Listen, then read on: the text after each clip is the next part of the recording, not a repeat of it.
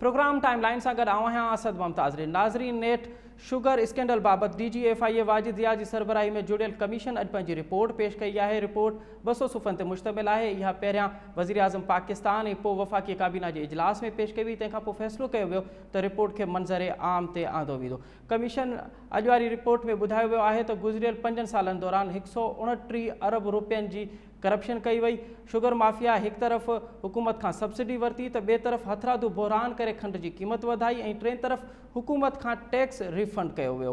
अॼोके वफ़ाक़ी काबीना जे इजलास में फ़ैसिलो कयो वियो आहे त सब्सिडी जे मद में ॾिनल रक़म जेका आहे उहा वापसि कई वेंदी ऐं ॿिए तरफ़ जेके मुलविस शुगर मिल्स मालिकान आहिनि उन्हनि ख़िलाफ़ फ़ौजदारी मुक़दमा दर्ज कया वेंदा।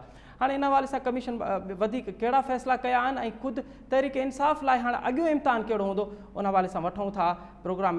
उन हवाले सां वधीक ॼाण मालूम कयूं था ऐं असां सां गॾु प्रोग्राम में शामिल आहे नाले वारो तेज निगार ऐं सीनियर सहाफ़ी ज़ुल्फ़कार गुलामाणी। ज़ुल्फ़कार गुलामाणी, सभ खां पहिरियां त इहो ॿुधायो त केतिरी हैरान कुन आहे अॼु वारी कमीशन जी रिपोर्ट? काबीना जे इजलास जे अंदरि इहा ॻाल्हि करणु त उनखे रिपोर्ट खे पब्लिक कयो वेंदो।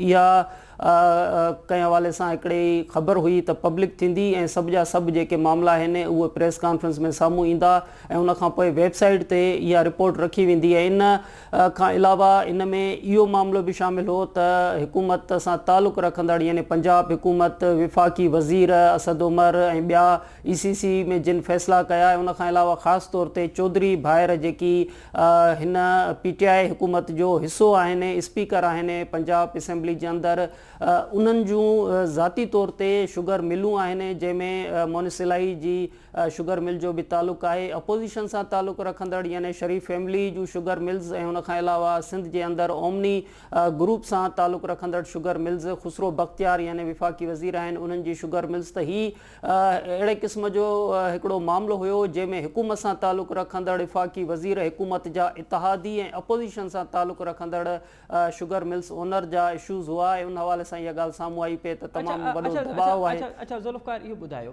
त कमीशन में जेके वफ़ाक़ी वज़ीर पेश थिया हुआ जिन्हनि पंहिंजा बयान रिकॉर्ड कराया ऐं CM पंजाब, छा उन्हनि जो ज़िक्र न थियो? छा कमीशन उन्हनि खे क्लीन चिट ॾेई छॾियो आहे छा?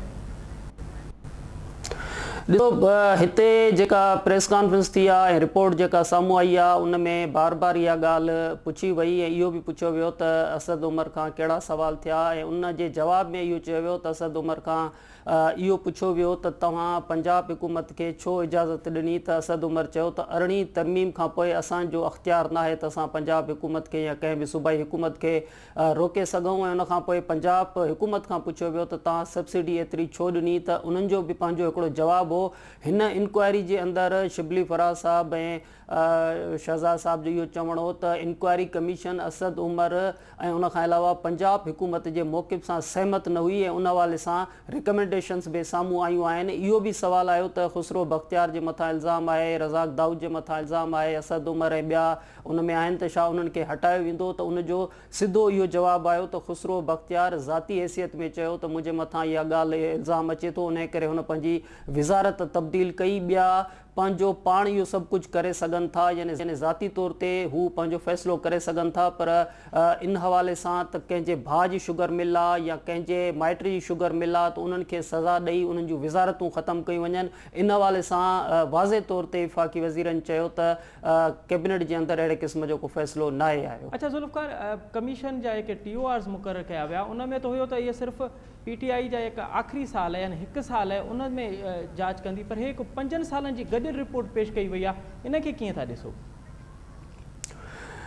जी, 5 सालनि जी रिपोर्ट आहे, पर 5 सालनि खां अलावा पूरे जो पूरो 20 सालनि जो मैकेनिज़म हिन में शामिल आहे ऐं मैकेनिज़म जे अंदरि सिर्फ़ु ईअं कोन्हे त कंहिं हिकिड़े शख़्स जे मथां इल्ज़ाम आहे। मिसाल तौरु मुराद अली शाह साहब जो नालो खणी करे इहो चयो वियो त मुराद अली शाह साहब ज़ाती तौर ते सिर्फ़ु ओमनी ग्रुप खे फ़ाइदो ॾियण जे लाइ सब्सिडी ॾिनी वई। यानी तव्हां इनखे ईअं सम्झो त जॾहिं विफ़ाक़ सब्सिडी ॾिए पियो त सूबा सब्सिडी छो पिया ॾियनि? विफ़ाक़ी सतह ते जेकॾहिं सब्सिडी मिले पई त कहिड़ी ज़रूरत हुई त सूबा पंहिंजे तरफ़ खां अरबे रुपया उहा सब्सिडी ॾियनि? त इहो साॻियो इल्ज़ाम पंजाब हुकूमत ते बि अची सघे थो ऐं ॿियनि सूबाई हुकूमतुनि ते बि अची सघे थो, पर हिन प्रेस कॉन्फ्रेंस जे अंदरि इहा ॻाल्हि चई वई त मुराद अली शाह ओमनी ग्रुप खे फ़ाइदे ॾियण जे लाइ सब्सिडी ॾिनी, पर हिन सॼे मामले जे अंदरि इहो सिर्फ़ु सियासतदाननि इन्हनि खां अलावा या शुगर मिल्स जे अंदरि जेको ख़ासि तौर ते जेके 88 शुगर मिल्स आहिनि त 9 शुगर मिल्स खे सैंपल तौरु उन्हनि जी इंक्वायरी कई वई ऐं बाद में चयो त बाक़ी जेकी शुगर मिल्स आहिनि उन्हनि जी बि इंक्वायरी थियणु घुरिजे। इहो रिकमेंडेशंस जे अंदरि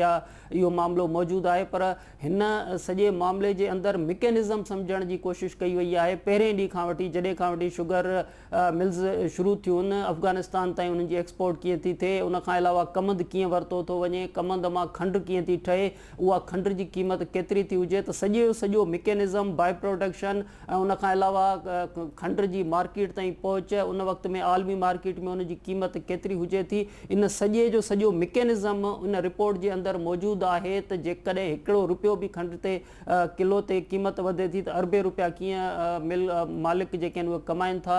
त हीअ सिर्फ़ु सियासतदान यानी चौधरी भायर या ओमनी ग्रुप या शरीफ़ ख़ानदान जो इशू न आहे, पर पहिरें ॾींहं खां वठी 20 सालनि खां घटि में घटि उन जे अंदरि जेको मिकेनिज़म आहे उन हवाले सां ई सॼी रिपोर्ट आहे। अच्छा ज़ुल्फ़िकार, तव्हां सियासतदान जो ज़िक्र कयो त हाणे केतिरो ॾुखियो हूंदो, छाकाणि त कमीशन में चौधरी बिरादरान जा बि शरीफ़ बिरादरान जा नाला आया ऐं मोनस इलाही जो बि नालो आहे। काफ लीग अहम इतादी आहे तहरीक इंसाफ़ जी, त हाणे काफ लीग लाइ ऐं तहरीक इंसाफ़ लाइ ईंदड़ ॾींहंनि में कहिड़ियूं मुश्किलातूं पैदा थींदियूं? छा हाणे इहे ॿई गॾु हली सघंदा?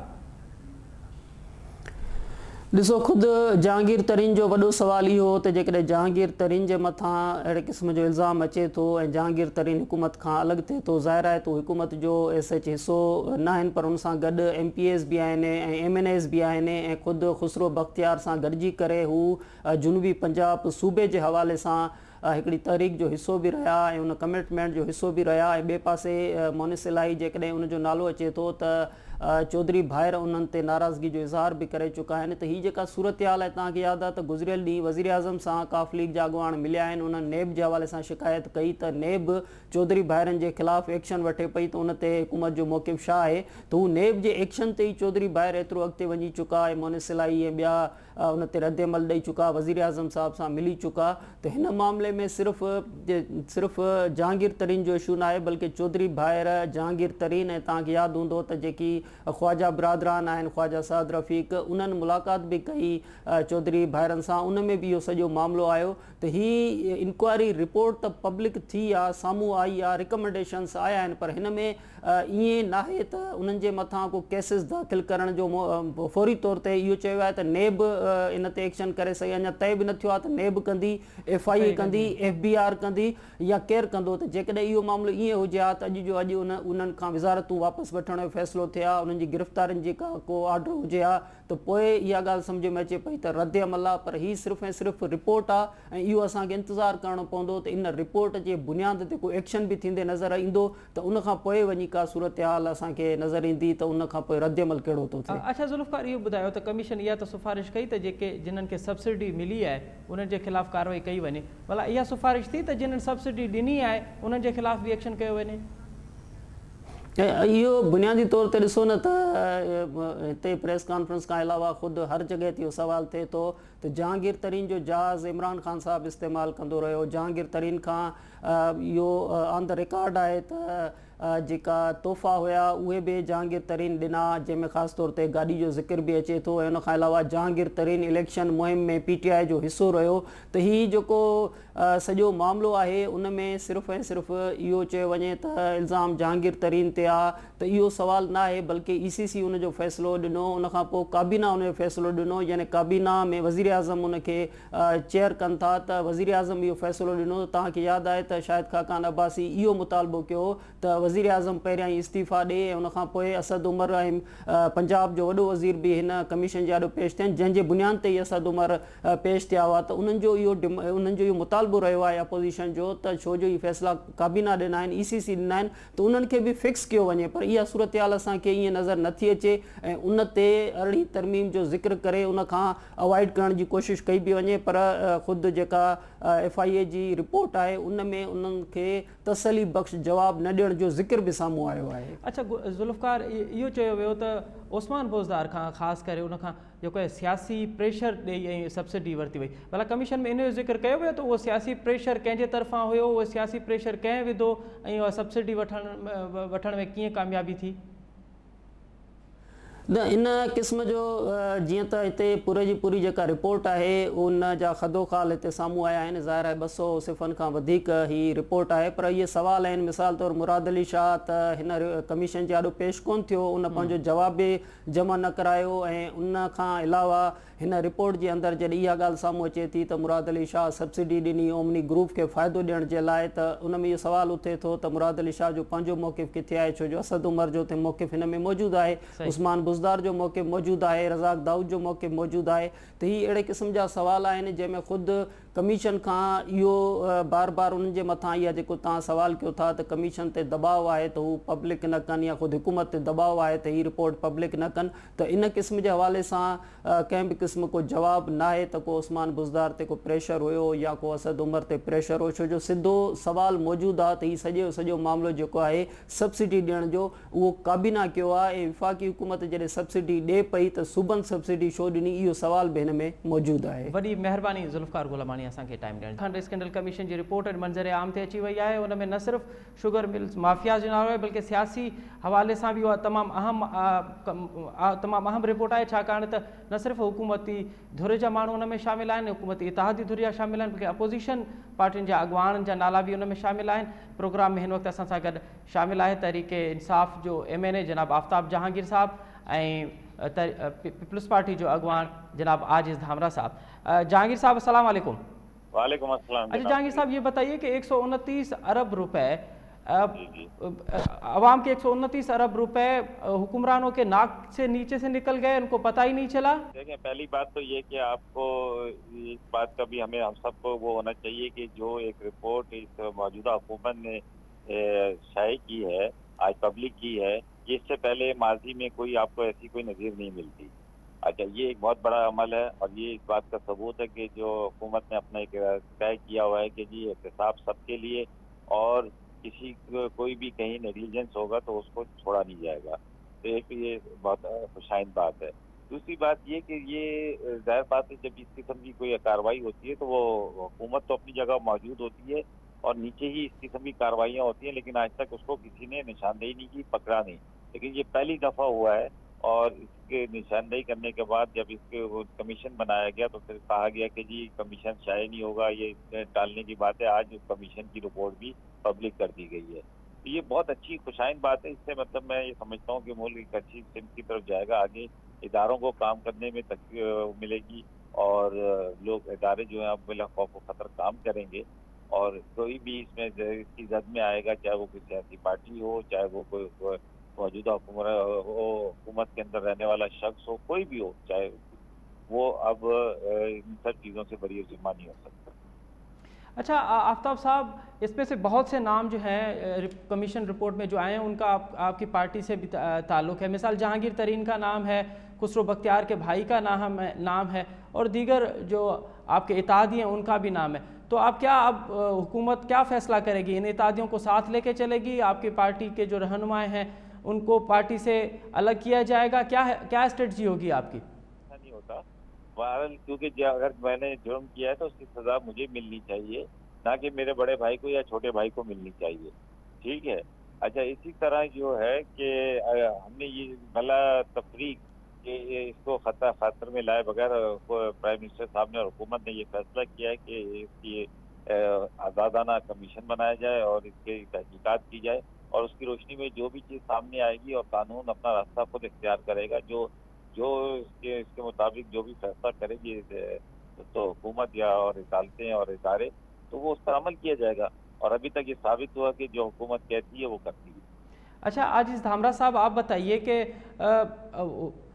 ये जो नेब के चेयरमैन ने काफ़ी दिन पहले एक स्टेटमेंट दी थी कि हवाओं का रुख अब तब्दील होने वाला है, क्या उस स्टेटमेंट को आज की कमीशन की रिपोर्ट से जोड़ा जा सकता है? देखिए, पहली बात तो कमीशन की जो रिपोर्ट आई है उससे बरीउल ज़मा खुद हुक्मरान खुद भी नहीं हो सकते, क्योंकि ये सब्सिडी जो बात की गई है वो मौजूदा हुकूमत के दौरान की बात है, उसके टेन्योर की बात है। इससे पहले भी कई स्कैंडल मौजूदा हुकूमत के आए, मगर उन्होंने उन वज़रा की सिर्फ पोजीशन चेंज की, उसके खिलाफ कोई कार्रवाई नहीं की। अभी तो खुद वसीम अकरम प्लस जो है उनके सूबे के हेड हैं और उन्होंने एक सब्सिडी दी है, और उसके बाद प्राइम मिनिस्टर साहब खुद बैठे हुए हैं, असद उमर साहब जो है पहले निकल गए, फिर बाद में उसको मिनिस्टर लिया गया। तो ये जो पोजीशन चेंज करने वाली बात थी, इसमें खुद हुक्मरानों की अपनी नीयत का भी इसमें तकाजा। जहां तक नेब की बात है, तो देखें, नेब ने हवाओं के रुख की तब्दीली की जो बात की थी वो किस दूसरे अंदाज में बात की थी। नेब चेयरमैन ने यह भी कहा था कि अगर हमने हुकूमत के वुज़रा के खिलाफ कार्रवाई करना शुरू कर दी तो ये हुकूमत गिर जाएगी। तो नेब चेयरमैन ने तो अपने पल ही काट दिए थे, उन्होंने तो कहा गवर्नमेंट गिर जाएगी। तो इसलिए नेब चेयरमैन की मजबूरी है कि वो इस कमीशन के हवाले से अब कोई अपनी फुर्ती दिखाए। अगर नहीं दिखाएगी तो ये आखिरी टेस्ट केस है नेब चेयरमैन का, उसके बाद कोई उसकी क्रेडिबिलिटी बाकी नहीं रहेगी। तो लिहाजा इससे पहले दवाइयों का स्कैंडल आया, उसको प्राइम मिनिस्टर ने वजीर को निकाल दिया, दवाओं की कीमत एज इट इज रही, उस वजीर को पार्लियामानी लीडर बना दिया अपनी पार्टी का। स्वाति साहब का कैसे उसको बाद में वापस ले लिया। बाबर अवान साहब जो पार्लियामानी इनके वजीर है, पार्लियामेंट के रुकन नहीं है मगर पार्लियामानी वजीर हैं, वो भी नेब में थे मगर उसको क्लीन चिट दिलाई गई, वापस वो आ गए। अलीम खान के खिलाफ खत्म नहीं हुई इंक्वायरी, वो अभी जमानत पे आ गए, वो अभी मिनिस्टर है। तो आगे चल के अब तक का जो ट्रैक रिकॉर्ड है हुकूमत का वो क्लियर कट है नहीं, और अभी देखें कि क्या होता है। ये अपने वजीरों को, अब जहांगीर तरीन को एक ऐसी पोजीशन से हटाया गया, उन्होंने चैलेंज किया कि मेरा तो नोटिफिकेशन ही नहीं है, मुझे क्यों चेंज किया गया, मगर एक वजीर का नाम आया तो उसकी पोजीशन चेंज करके जो पिछली सीटों पे बैठता था उससे आगे वाली सीट और अहम पोजीशन पे उन्होंने बैठाया।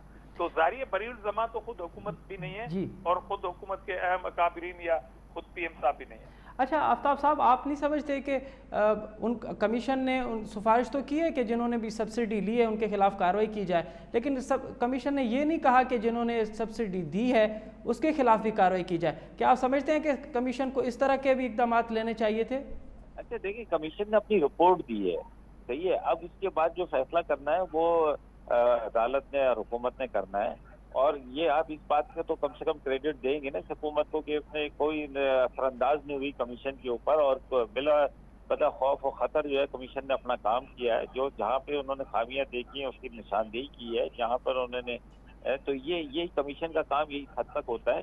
और उसके बाद ये है कि उसके बाद इदारे और हुकूमत का काम होता है कि वो उस पर क्या कार्रवाई करते हैं और कैसे करते हैं। तो वो वक्त बताएगा अभी क्या करते हैं, कैसे करते हैं। ये चीजें जब यहाँ तक पहुंचा तो आगे भी इंशाल्लाह इसका मामला आगे तक भी जाएगा, और जो लोग इसमें शरीक हैं या जिन्होंने इसके अंदर नेग्लिजेंस किए तो उनको यकीनन सजा भी मिलेगी। अच्छा, आप नहीं समझते कि बाकी तो हुक्मरानों ने दी ही दी सब्सिडी, लेकिन खुद उस्मान बोजदार साहब ने भी दी और कमीशन ने तो ये कहा है कि बगैर सोचे समझे उन्होंने दी, तो क्या उनके खिलाफ भी कार्रवाई होनी चाहिए? ये तो अभी हुकूमत का फैसला है ना, हुकूमत करेगी। कमीशन ने अपना काम किया है, उन्होंने ये नहीं कहा कि जी इसको क्लीन चिट दे दो, उसको ये कर दो। जहाँ जहाँ उन्होंने कमजोरियां देखी हैं उसकी निशानदेही की है। तो और कमीशन का काम ही इतना होता है। अब जो हुकूमत जो भी फैसला करेगी वो देखेंगे उसको, उसके बाद इसका थॉरली इसका जायजा लिया जाएगा। और लोगों को ये उम्मीद, ऑपोजिशन ये कहती थी कभी पब्लिकली होगी, आज आपके हाथ में है, समझे ना। तो इसको पब्लिक भी किया गया है, और यही सबसे बड़ा क्रेडिट है कि हुकूमत का कि इसकी नीयत बहुत अच्छी है और वो इस हॉल को बेहतर की तरफ ले जाना चाहती है। अच्छा धामरा साहब, तहाँ जी सिंध हुकूमतें ख़ास करे पीपल्स पार्टी जी हुकूमत ओमनी ग्रुप ते कुछ वधीक ही मेहरबान ना है। अॼु कोई कमीशन रिपोर्ट में ॿुधायो वियो आहे त 9.3 बिलियन रुपए जी जेका सब्सिडी आहे उहा ओमनी ग्रुप खे सिंध हुकूमत ॾिनी। एॾी महिरबानी सिंध जे आवाम जो पैसो ओमनी ग्रुप खे ॾेई छॾियो तव्हां? ॾिसो पहिरीं ॻाल्हि त इहा आहे त जेके हुकुमरान क्रेडिबिलिटी पंहिंजी क्लेम कंदा आहिनि न, ॿिया त चोर हा सभु हुया, पर जिन हुकुमराननि क्रेडिबिलिटी पंहिंजी शो कई आहे उन्हनि जे लाइ इहो ज़रूरी आहे त कमीशन जी जीअं ई रिपोर्ट आई तीअं उन्हनि जा फ़ैसिला बि अचणु खपनि, तॾहिं उनजी क्रेडिबिलिटी शो थींदी जेका आहे। हाणे वसीम अकरम प्लस जे लाइ कमीशन जेका ॻाल्हि कई आहे, छा उहो बहितर न हो त भई मादी जा हुकुमरान जेके आहिनि उहे कमीशन ई कोन ठाहींदा ऐं हिननि हुकुमराननि कमीशन ठाहे छॾी, पर हिननि खे इहो अंदाज़ो कोन हो। जीअं त प्राइम मिनिस्टर हूअं ई बि पर्ची ते पंहिंजा फ़ैसिला कंदड़ आहे, त जेकॾहिं फ़ैसिलो अची चुको आहे त हाणे हू अहिड़े क़िस्म जी कार्रवाई। हिन खां अॻु में जॾहिं हिन कमीशन पंहिंजी अञा हिकिड़ी रिपोर्ट ॾिनी हुई, इशारतन रिपोर्ट ॾिनी हुई जेका लीक थी हुई, जेका रिपोर्ट उन ते हुन हिकिड़े वज़ीर जी पोर्टफोलियो चेंज करे छॾियो, जहांगीर खे फारिग करे छॾी तरीन खे। त हींअर जॾहिं रिपोर्ट पब्लिक थी आहे त हींअर हू कहिड़ी कार्रवाई हेसि ताईं करे चुको आहे। नंबर हिकिड़ी ॻाल्हि। नंबर ॿी ॻाल्हि, तव्हां सिंध जे हवाले सां ॻाल्हि कई, ॾिसो सिंध में नेब बि कार्रवाई करे पई ऐं तमामु इदारा कार्रवाई कनि पिया, अदालतुनि जे अंदरि इहे सभु केस आहिनि, पर हीअ जेका कमीशन हुई उहा स्पेशली हुई ॿिनि सालनि ते मुश्तमिल जॾहिं इमरान ख़ान हुकूमत में आयो ऐं उनजी सूबाई हुकूमत जॾहिं अहिड़े क़िस्म जा सवाल उथिया त उन कमीशन ठाही माना 2018 ऐं 19 जी।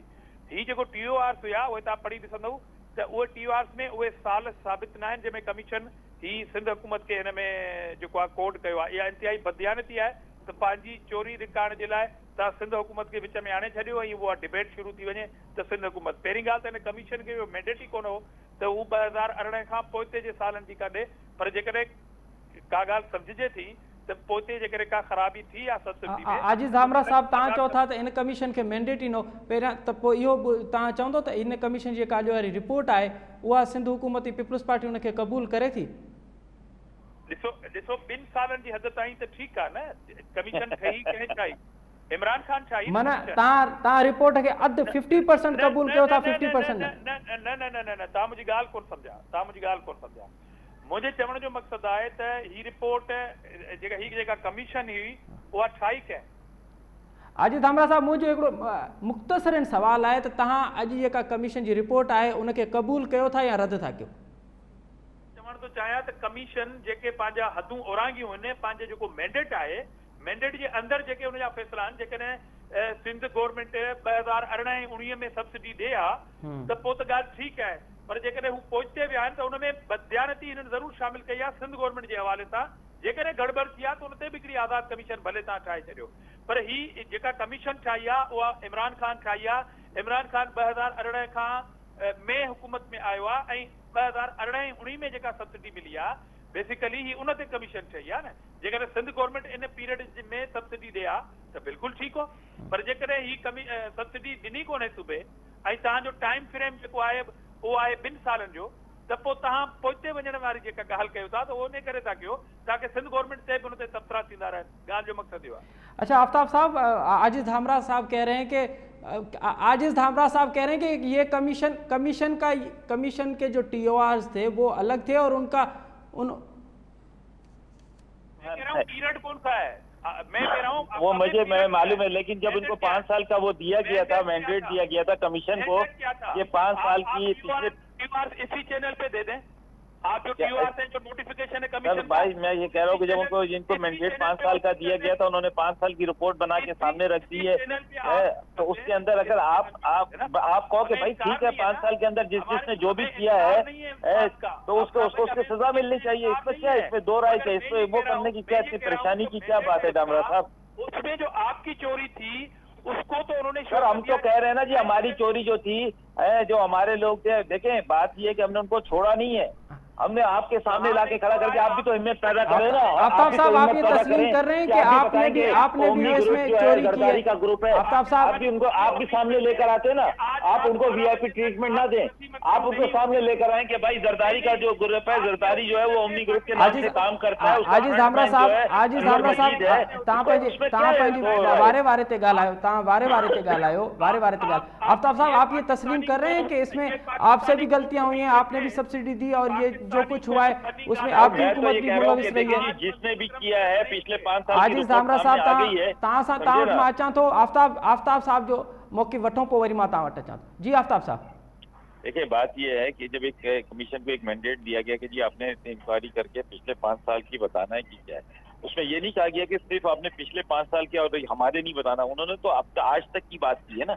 अब जो इसमें नेग्लिजेंस आई है तो वो चाहे किसी ने भी की हो सकता है कि आप 5 साल के अंदर सिंध में आपकी हुकूमत ना होती या पंजाब में किसी और के ना होती, तो जिसने जहाँ नेग्लिजेंस की है और वह उसको बराबर जो अगर शरीक है जुर्म है तो उनको सजा मिलनी चाहिए, उसमें क्या है, उसमें कोई दो राय है? आप इस बात से मुत्तफिक हैं कि क्योंकि उस्मान बोजदार साहब ने भी सब्सिडी दी है तो उसके खिलाफ भी कार्रवाई होनी चाहिए? देखिए बिल्कुल, मैं आपको एक बात बताऊं कि जब ये चीजें सामने आई हैं तो इसको देखा जाएगा। इसके बाद ये है कि इनको चाहे वो मुराद अली शाह हो, चाहे वो उस्मान बोजदार साहब हो, चाहे कोई भी हो, अगर उन्होंने कोई उसमें गलती की है तो उनको उसको भुगतनी पड़ेगी, और अगर नहीं है, समझते हैं कि ये ऐसा कोई नहीं है, तो ये तो अब अदारे फैसला करेंगे, कोर्ट फैसला करेंगी। हर एक को अपना राइट है अपने आप को डिफेंड करने का, और मैं ये समझता हूँ कि ये पहली दफा हुआ है, ये खुशाइंद है, इसको वेलकम करना चाहिए। अच्छा आजिज़ धामरा साहब, सिंध हुकूमत जो फर्दर छा स्टेप हूंदो इन कमीशन बाबति कहिड़ा फ़ैसिला कंदी? ॾिसो भाउ, ॻाल्हि क्लियर कट आहे त सिंध हुकूमत जे बारे में, इन सब्सिडी जे बारे में, ओमनी ग्रुप जे बारे में ऑलरेडी केस जेके आहिनि उहे अंडर ट्रायल आहिनि। इशू सिर्फ़ इहो आहे त तव्हांखे जेको मैंडेट हो हिन कमीशन जेका ॻाल्हि ॾिनी आहे त छा पाकिस्तानी क़ौम हींअर उम्मीद रखे त अॼु राति जो 12 बजे ताईं अॼु को डे खत्म होने ताईं, छो जो रिस्पॉन्सिबिलिटी फिक्स थी चुकी है। बिल्कुल सर, ये तो सिंध से लेकर आज 12 बजे तक सिंध से लेकर पंजाब तक जहाँ जहाँ भी जाता है वह होना चाहिए। अगर आप समझते हैं कि इतनी स्पीडी होना चाहिए तो बिल्कुल होनी चाहिए। आफ्ताब साहब मैं दोबारा आपके पास आऊंगा। आजिज धामरा साहब का मौकिफ आने दें आप प्लीज। आफ्ताब साहब, ये बात बनी गाला तक जाएगी, उसके बनी गाला तक जाएगी, ऐसे मामला नहीं होगा। मैं ये कहना चाहता हूँ कि क्या ये लाड़काना तक भी जाएगी, ये रसो डेरो भी जाएगी, ये वहाँ पे नवाबशाह भी जाएगी, जरदारी गांव भी जाएगी। बीच में बात करके आपको हमको समझना नहीं चाह रहा है। देखिए, मेरा कहने का ये मकसद है कि आप बड़े फरिश्ते हैं, रियासत नहीं, मैं हमका फरिश्ते सर, फरिश्ते तो आप ही लोगों सारे। आप रियासत मदीना के हुक्मरान हैं। आप कोशिश कर रहे हैं इंशाअल्लाह ताला, अल्लाह से दुआ करते हैं कि अल्लाह ताला हमें सुन्नत रसूल पे चलाए। अभी देखे, ये मिस इसलिए आप करें कि बात को हम समझ ना सके। मेरे कहने का मकसद ये है कि आप बड़े क्रेडिबल है। मैं कह रहा हूं ना आपको, आपने कमीशन बनाई, उसकी रिपोर्ट भी आ गई। क्या पाकिस्तानी अवाम आज रात तक ये उम्मीद रखे कि आप वसीम अकरम फिलप के खिलाफ कोई कार्रवाई करेंगे आज तक? क्योंकि आप क्रेडिबल हैं। जहांगीर तरीन के खिलाफ कर दिया आपने। आफ्ताब साहब, ये सवाल तो मैं समझता हूँ कि दुरुस्त है। मैं समझता हूँ ये सवाल तो दुरुस्त है, क्योंकि मतलब एक बात है, यहाँ पर आप क्या समझते हैं कि सुबह कोर्ट में जाता है और शाम को फैसला हो जाता है? एक तरीके कार है। अभी ये कमीशन आई है, पहले अगर फॉर एग्जांपल ये कमीशन ही अगर ये इसकी रिपोर्ट नहीं आती तो ये लोग बोलते रहते जी कमीशन की रिपोर्ट नहीं दे रहे, बदनीयती है। नहीं, आफ्ताब साहब, बदनीयती होती तो कभी कमीशन की रिपोर्ट जो है आफ्ताब साहब, इस बात से तो हम सब मुत्तफिक हैं कि कमीशन ने रिपोर्ट दी। इसके ऊपर देखा जाएगा कि क्या करना है क्या नहीं करना, किस हद तक इसमें वो है नेग्लिजेंस है, ये सब चीजें देखी जाएंगी और इसके बाद एक पूरा एक सिस्टम है उसके मुताबिक चला जाएगा। ऐसा नहीं होता कि जी वो अभी पब्लिक रिपोर्ट आई है उसके बाद इसके ऊपर बहुत सारी चीजों पर बैठा जाएगा और इसको देखा जाएगा इसकी कानूनी कार्रवाइयां नुक्ते नजर। आफ्ताब साहब, अपोजिशन और दीगर जो हुक्मरान, दीगर जो रहनुमा हैं उनके खिलाफ तो बाद में, लेकिन जो हुक्मरान धुर में बैठे हुए, जो हुक्मरानी बेंचेस पे बैठे हुए अफराद हैं और उनका कमीशन में नाम आया है, तो उनके खिलाफ तो कार्रवाई फौरन होनी चाहिए। देखना ये है कि देखें जी, बात ये है कमीशन ने नाम तो आया, लेकिन ये भी तो देखना है कि उन्हें ये राइट हासिल था कानून के अंदर, उनके पास ये थी कि नहीं, ये सारी चीजें देखी जाएंगी ना। ऐसा तो नहीं है कि जी हाँ अगर उन्होंने नाजायज तौर पर कोई चीज की है तो उसकी सजा तो मिलेगी जिसने भी की है। तो वो तो कमीशन की रिपोर्ट आ गई ना सर, कमीशन उसके बाद उसके ऊपर फैसला भी तो होगा, उसके बाद हर एक को हक है हासिल है कि वो अपने आप को क्लियर भी तो करेगा। धामरा साहब हिकिड़ो मिनट मां। आफ्ताब साहब, देखिए मुख्तलिफ सवाल आज जैसे ही कमीशन की रिपोर्ट आई है तो मुख्तलिफ सवालों ने जन्म भी लिया है। एक सवाल ये भी जन्म लिया है क्योंकि आपकी हुकूमत है और इस पूरी कमीशन में एक स्कैंडल अफगानिस्तान में चीनी का मामला भी है। तो चीनी माफिया ने कहा कि हम अफगानिस्तान में जो है वो इम्पोर्ट कर रहे हैं, एक्सपोर्ट कर रहे हैं चीनी, लेकिन वही चीनी जो है वो पेशावर में बिक रही थी। क्या हुकूमत इस तमाम तर मामला से बेखबर थी? मुझे एक बात बताएं कि इससे पहले क्या ये 2 साल के अंदर अफगानिस्तान आया इस दुनिया के अंदर? क्या इससे पहले सब कुछ नहीं होता रहा? तो उस वक्त क्यों नहीं बने कमीशन, उस वक्त क्यों नहीं चीजें सामने आई? आज अगर एक कमीशन बनाकर हुकूमत ने ये साबित किया है कि वो किसी भी सूरत में कोई नेग्लिजेंस बर्दाश्त नहीं करेगी तो इसको वेलकम करना चाहिए। आजी साहब प्लीज अंदर अब ये मुल्क तब्दील हो रहा है, अब नया पाकिस्तान है ये। जी आजिज धामरा साहब, तव्हां कुछ चओ पिया, हाणे तव्हां चओ। मुझे चवण जो मकसद यो आहे तो ये नया पाकिस्तान जरूरी है, मगर इस नए पाकिस्तान में भी जो खिलवाड़ हुआ है पाकिस्तान के कुछ नहीं हुआ अभी फाइनेंस के साथ, अभी वो चोर आपके सामने डिक्लेयर्ड हैं। बाकी पार्टियों को छोड़ दें कि अदालत और नेब सर वो तो जो चोर तो सारे ही चोर होंगे ना सर। वो ऐसा तो नहीं हो सकता कि आपका चोर छोड़ दिया जाए, दूसरे का चोर पकड़ा जाए। चोर तो चोर है, वो चाहे कोई भी हो। आफ्ताब साहब आपने देखे, आपने बात की, अब जरा आजिज धामरा साहब को बात करने दे प्लीज। मेरे कहने का मकसद ये है कि अभी डिक्लेयर्ड हो गया कि बन्नी गाला के अंदर कौन कौन से चोर छुपे हुए हैं। मैं आपके घर की बात कर रहा हूँ कि आप इफ्तिताह करें, अदालतों को आने की जरूरत ना पड़े, नेब को आने की जरूरत ना पड़े, आप खुद स्टेप ले लेना। चोर डिक्लेयर हो गए, जहांगीर तरीन को आपने डी नोटिफाई कर दिया किसी टास्क फोर्स से, वो कैसे किया? फिर वो तो कमीशन की रिपोर्ट से पहले कर दिया। अब कमीशन की रिपोर्ट आ गई, आप रियासत मदीना के हुक्मरान हैं, आपके घर के अंदर चोर बैठे हैं, उनके खिलाफ कार्रवाई का सवाल कर रहा हूं मैं। ये तो चले जी, अब देखते हैं आगे क्या होता है, ये अब वक्त बताएगा। जो आपकी ये खदशात भी है इंशाल्लाह ये भी दूर हो जाएंगे। ठीक है, अगर आगे देखिए तो फिर चले जी, अब अफ्तारी का टाइम हो गया। अच्छा आफ्ताब साहब अब मेरा आखिरी सवाल ये है, आफ्ताब साहब अब मेरा आखिरी सवाल ये है कि क्या कमीशन की रिपोर्ट आना ही काफी थी या इसका फर्दर स्टेप भी ईद से पहले लिया जाएगा? सर ये कमीशन की रिपोर्ट पहले डिमांड थी कि जी कमीशन की रिपोर्ट नहीं आएगी, कमीशन की रिपोर्ट आ गई है। अब इंशाल्लाह इसके ऊपर जो फर्दर जो कुछ होगा वो भी आपके सामने आ जाएगा, आप बेफिक्र रहें, फिर भी आपको प्रोग्राम करने का मौका मिलता रहेगा। नाज़रीन हिन सां गॾु अहिड़े के प्रोग्राम जो वक़्तु पंहिंजी पुॼाणी थो पहुतो, मूंखे ॾींदा इजाज़त, अला वाहे।